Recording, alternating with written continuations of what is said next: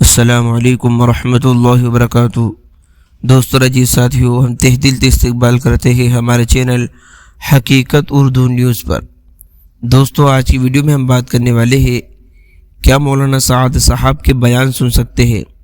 دوستو عزیز ساتھیو، آپ نے کئی ویڈیو کے اندر، کئی فتووں کے اندر یہ بات دیکھی ہوگی کہ دارالعلوم دیوبند کی طرف سے مولانا سعد صاحب کے بیانات کے اوپر کافی فتوے آتے رہتے ہیں، کیونکہ وہ اپنے بیانات کے اندر کچھ ایسی باتیں کہہ دیتے ہیں جو نہیں کہنا چاہیے۔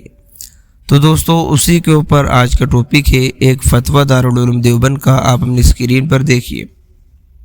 سوال: بعض لوگوں کا یہ الزام ہے کہ دارالعلوم دیوبند نے پیسے لے کر مولانا سعد کے خلاف فتویٰ دیا تھا۔ یہ بات میڈیا میں بھی آئی تھی، مہربانی کر کے وضاحت کر دے کہ مولانا سعد کے خلاف فتوے کے پیچھے کیا اسباب اور محرکات تھے؟ کیا مولانا سعد صاحب کے بیانات سن سکتے ہیں؟ مہربانی کر کے ضرور جواب دے۔ جواب: الحمدللہ، دارالعلوم دیوبند کی اکابرین کا دامن پیسے لے کر فتویٰ دینے سے پاک رہا اور اب تک پاک ہے۔ دارالعلوم دیوبند کے دارالافتاء کو دنیاوی عدالت کی طرح سمجھنا یا میڈیا کی طرح سمجھنا بہت بڑی نادانی اور جہالت کی بات ہے۔ ایسا الزام لگانا بازاری لوگوں کا کام ہے۔ ساری دنیا اس کی عظمت و صداقت پر اعتماد کرتی ہے۔ سورج پر خاک پھینکنے سے سورج کا کچھ نہیں بگڑتا۔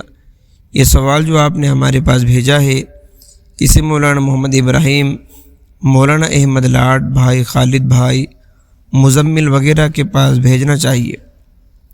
ان حضرات نے براہ راست مولانا سعد صاحب کے بیانات سنے ہیں اور بار بار ان کو متنبہ فرمایا، مگر وہ نہیں مانے، یہاں تک کہ مجبوراً وہ چھوڑ کر چلے گئے۔ واللہ اعلم۔ دارالافتاء دارالعلوم دیوبند۔